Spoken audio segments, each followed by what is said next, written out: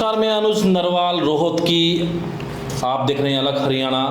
आज बड़े इवेंट हो गए हरियाणा के संदर्भ में। हम देखें तो आम आदमी पार्टी ने केजरीवाल का जो गिरफ्तारी था उसके विरोध में कुरुक्षेत्र में प्रदर्शन हुआ। वहीं दूसरा घटनाक्रम कुरुक्षेत्र के ही नेता के साथ यानी कि राजकुमार सैनी दिल्ली पहुंच गए और वहां पर बड़े नेता राहुल गांधी, खड़गे, इन तमाम लोगों के साथ बातचीत हुई। वहां पर कॉन्फ्रेंस भी हुई, उस पर हम जाएंगे। इन 2-3 मुद्दों के ऊपर हमारे साथ अविनाश जी हैं। तो आज तो ओबीसी के लीडर कहे जाते हैं राजकुमार सैनी, काफी वक्त से ओबीसी की आवाज उठा रहे हैं और अचानक वहां पर अवतरित हो गए। वहां राहुल गांधी साथ में बैठे थे, खड़गे साहब बैठे थे और कई नेता वहां पर बैठे थे।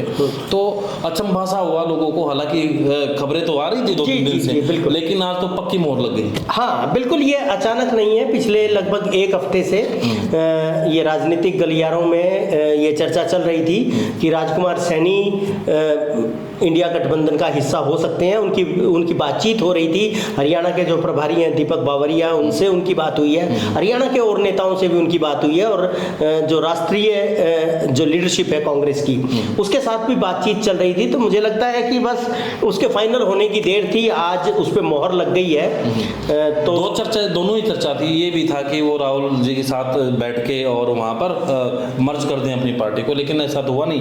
लेकिन इंडिया गठबंधन के साथ राजकुमार सैनी वहां पर पहुंच गए। बिल्कुल, राजकुमार सैनी ने अभी 2 दिन पहले भी अपनी एक प्रेस कॉन्फ्रेंस की थी और उसमें उन्होंने साफ जाहिर कर दिया था कि वो पिछले 8 साल से जो लड़ाई लड़ रही है, ओबीसी के हकों की जो लड़ाई लड़ रही है, और खासतौर पे उन्होंने मुद्दे बताए थे कि जैसे जातिगत जनगणना की वो बात करते हैं, जैसे वो 100% आरक्षण की जो बात करते हैं कि हर कम्युनिटी को उसका जायज हिस्सा मिलना चाहिए, राजनीति में मिलना चाहिए, नौकरियों में मिलना चाहिए, शासन प्रशासन में उसकी हिस्सेदारी बराबर की होनी चाहिए जो जितनी संख्या में है। तो ये जो चीजें थी, उसके बाद उन्होंने ये कहा कि राहुल गांधी भी अब मंच से वही बात कर रहे हैं। और जाहिर है कि राहुल गांधी पिछले लंबे समय से जब वो यात्रा में थे, पहली यात्रा हुई और फिर दूसरी यात्रा में भी उन्होंने लगातार ओबीसी की बात की है, आदिवासियों की बात की है, किसानों की बात की है, महिलाओं की बात की है। तो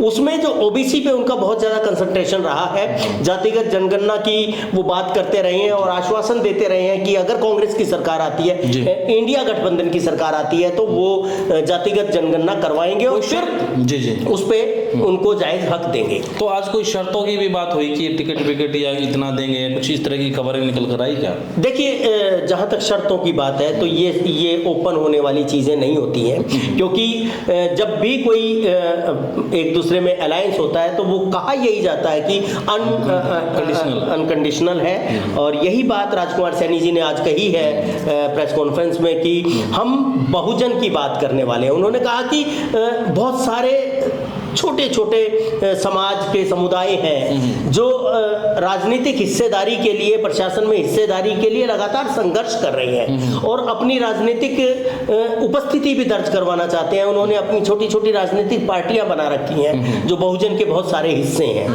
तो उनकी लड़ाई जब कांग्रेस लड़ रही है तो फिर ये सबका ये बनता है कि वो सब उस लड़ाई को मजबूत करें। अकेले लड़ने से ज्यादा बेहतर है कि जो बड़ी लड़ाई चल रही है उसका हिस्सा बन जाएं और एक बड़ा मूवमेंट देश में चले।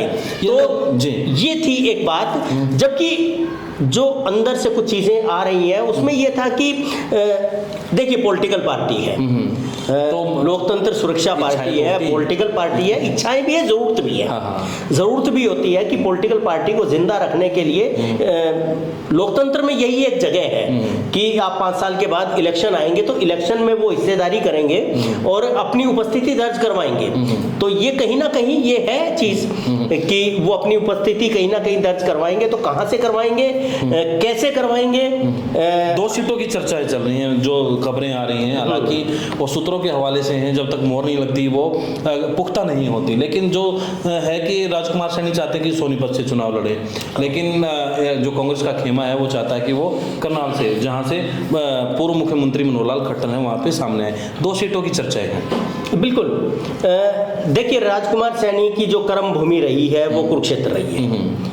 वो कुरुक्षेत्र से सांसद रह चुके हैं और उसी इलाके से वहीं से विधायक भी चुन के आए हैं और मंत्री रहे हैं, 2 बार मंत्री रहे हैं। हालांकि उन्होंने मंत्री पद छोड़ा है और सांसद रहते हुए भी अपनी पार्टी से उन्होंने बगावत की है, उसके अगेंस्ट जो लाइन है उस पर वो चले हैं। तो जुझारू व्यक्तित्व है, तो कुरुक्षेत्र उनकी जगह बनती थी। लेकिन कुरुक्षेत्र में जिस तरह से हमें लग रहा है कि कांग्रेस ने जो इंडिया गठबंधन का जो दूसरा दल है आम आदमी पार्टी, उसके साथ जो अलायंस किया है, तो कुरुक्षेत्र में जगह नहीं बची अब किसी और अलायंस के लिए। तो दूसरी तीसरी जो जगह बनती है वो सोनीपत इसलिए हो सकती है कि राजकुमार सैनी ने पिछले दिनों जो विधानसभा का चुनाव लड़ा था, वो सोनीपत जो लोकसभा है उसके अंतर्गत आता था, अच्छा खासा मार्जिन उन्होंने हासिल किया था। पिछले लोकसभा चुनाव में भी आपको याद होगा अनुज, बिल्कुल आखिरी समय तक राजकुमार सैनी सोनीपत से पर्चा भर रहे हैं, ये आ रहा था। अंत में फिर ये हुआ कि वो पर्चा नहीं भर पाए, 5 बज गए हैं, तो किसी और जो दूसरे प्रत्याशी थे उनको उन्होंने उठाया था, वो एक महिला प्रत्याशी थी कमलेश शायद, उनको उठाया था, तो उन्होंने चुनाव लड़ा था। तो सोनीपत उनका आना जाना रहा है, सोनीपत से एक इच्छा रही है चुनाव लड़ने की। लेकिन मुझे लगता है कि ये राष्ट्रीय स्तर पे जो बातचीत हुई है राजकुमार सैनी की, तो राज्य के स्तर पे अगर चर्चा होगी तो मुझे लगता है कि भूपेंद्र सिंह हुड्डा जो विपक्ष के नेता है, कांग्रेस के बड़े नेता है, उनसे भी बातचीत होनी है और उसमें उनका जो पक्ष रहेगा, उनका शायद पक्ष ये रहेगा कि राजकुमार सैनी मुख्यमंत्री, पूर्व मुख्यमंत्री जो है, या मैं कहूँ कि सुपर मुख्यमंत्री जो है, उनके खिलाफ चुनाव लड़े। करनाल की बात कर रहे हैं जी। तो आपको ये लगता है कि करनाल से वहाँ पर वो जा सकते हैं? हालांकि मुझे थोड़ा सा ये है कि हिसार में भी वो, क्योंकि अभी जो यहाँ पर आए नहीं है, हिसार भी खाली है अभी, तो वहाँ भी जा सकते हैं। चुनाव वहाँ भी उन्होंने फाइट किया था उनके कैंडिडेट ने। तो कुल मिलाकर अभी तो सीटों के ऊपर तो हम चर्चा बाद में करेंगे, जब चीज़ें निकल कर आएंगी 1-2 दिन के बाद, या थोड़ा सा वक्त और ले लेंगे जब तक लिस्ट नहीं आती है। इसके इफेक्ट क्या पड़ेंगे? मुझे लगता है, आप ये बताइए कि जो ओबीसी का एक चेहरे के तौर पर लेके आए यहाँ पर बीजेपी ने, अपना सीएम बदल दिया, ओबीसी चेहरा है यहाँ पर नायब सैनी, तो उनका एक कार्ड तो नहीं है, इसलिए वो शायद कांग्रेस को लगा कि यहाँ पर एक ऐसी चीज़ आनी चाहिए। ओबीसी कोई लीडर नहीं था उनके सामने। देखिए, नायब सिंह सैनी और राजकुमार सैनी 2 सैनी समुदाय के बड़े नेता हैं, जिसमें अगर हम बात करें, देखिए सीधे सीधे बहुत स्पष्टता से बात करें कि बीजेपी ने नायब सिंह सैनी को जिस तरह से उभारा है, उनको एमएलए से मंत्री से फिर सांसद से फिर पार्टी का प्रमुख और उसके बाद मुख्यमंत्री तक उनको पहुंचाया है, तो सैनी समाज का एक बड़ा हिस्सा उसको अपने लिए बहुत गर्व की बात और बहुत सम्मान की बात समझता है कि उनके समुदाय को एक प्रतिनिधित्व मिला, मुख्यमंत्री तक उसको पहुंचाया। तो ये पॉजिटिव बीजेपी के पक्ष में जाता है। लेकिन राजकुमार सैनी जो है वो पिछले लगभग 8-10 साल से लगातार सैनी बिरादरी के बीच में, और सैनी बिरादरी से पिछले 4 साल में तो मैं आपको पक्का बताऊं कि ओबीसी के लिए लड़ रहे हैं। अब वो सैनी बिरादरी की बात नहीं करते, अब वो ओबीसी की बात करते हैं। और उनका जो धार है वो धार बहुत ही पैनी है, मतलब जो बहुजन की बात करते हैं और उसमें भी वो बाबा साहब अंबेडकर के उदाहरण लेते हैं अपने भाषणों में, वो महात्मा बुद्ध के उदाहरण लेते हैं। तो वो, और हर अपनी, वो कोई भी बात हो, वो कहीं से भी शुरू करें, कहीं से भी खत्म करें, लेकिन वो अंधविश्वास, पाखंड, इसके खिलाफ जरूर बोलते हैं। मतलब वो संघ की जो लाइन है उसको पलटते हुए दिखाई देते हैं। तो जाहिर है कि वो बिल्कुल बहुत दिनों से बीजेपी विरोध की राजनीति कर ही रहे थे। और हरियाणा नहीं, राजकुमार सैनी हरियाणा में ओबीसी के नेता नहीं है, वो हरियाणा से बाहर भी काफ़ी फैलाव कर चुके हैं। यूपी में उनका एक अच्छा खासा वो है, समर्थक है उनके, राजस्थान में है।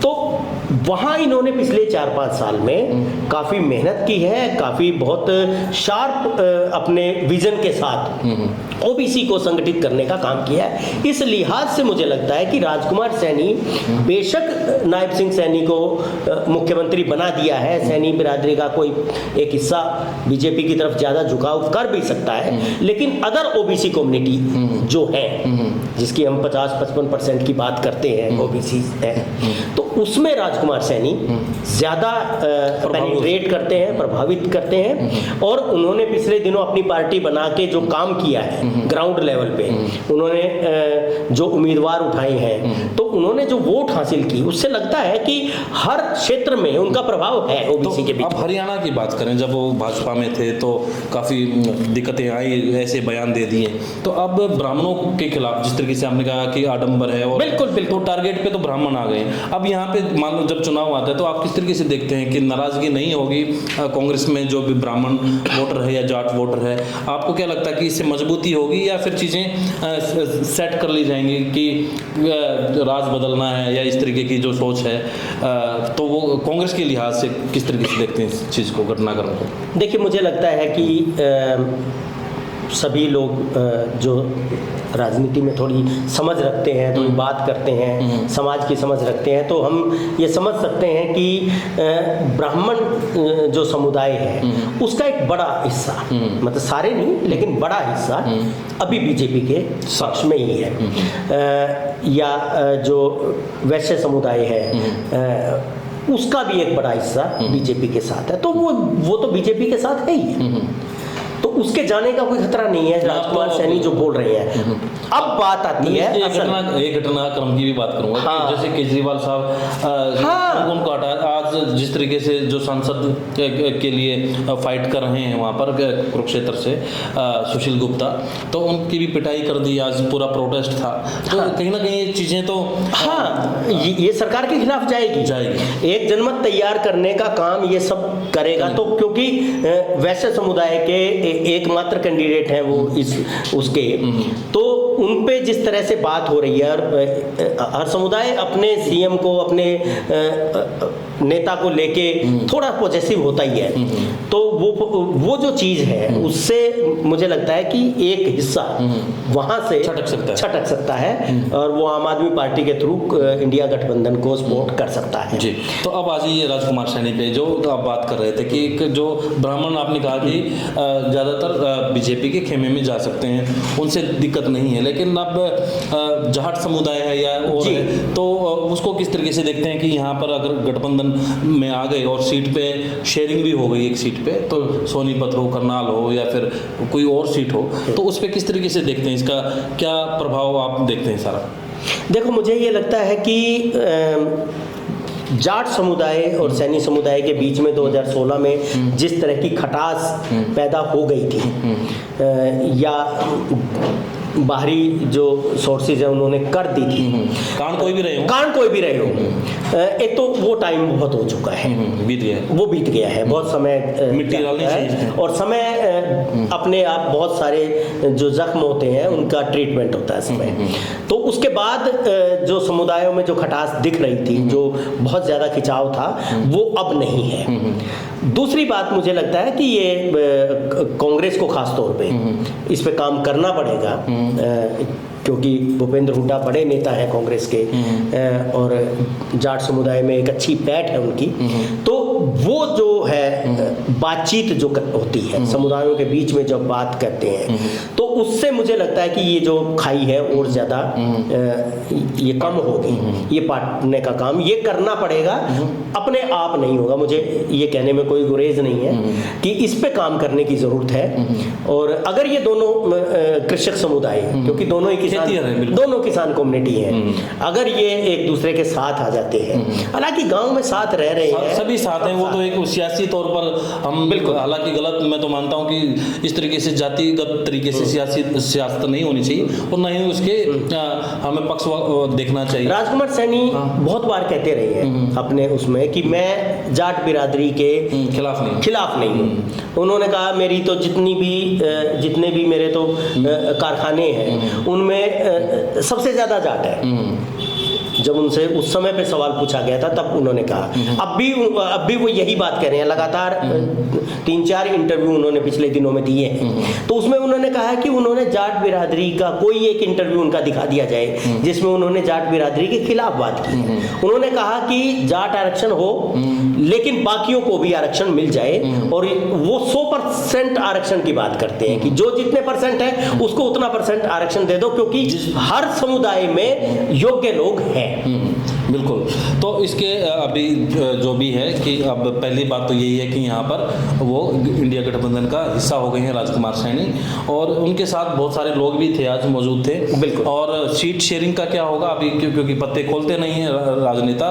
अचानक जिस तरीके से आज कॉन्फ्रेंस हो गई, इसी तरीके से कभी लिस्ट में नाम आएगा, कहाँ से आएगा ये हमें नहीं पता। जब होगी अपडेट आपको जरूर बताएंगे, लेकिन हम तो एक चर्चा कर सकते हैं कि 2-3 सीटों के ऊपर यहाँ पर राजकुमार सैनी का या खुद या उनका कोई नुमाइंदा वहाँ पर चुनावी मैदान में आ सकता है। जी बिल्कुल। और साथ साथ में 2 घटनाक्रम हुए यहाँ पर, जो केजरीवाल को गिरफ्तारी हुई और आज प्रोटेस्ट हुआ कुरुक्षेत्र में। आम आदमी पार्टी के जो कैंडिडेट थे यहाँ पर, सुशील गुप्ता, उनको भी चोटें आई हैं, और उससे भी अच्छा खासा जो एक समुदाय है यहाँ पर बनिया समाज, तो वहाँ भी कहीं ना कहीं इस चीज़ का इम्पैक्ट पड़ा कि ये गलत हुआ है।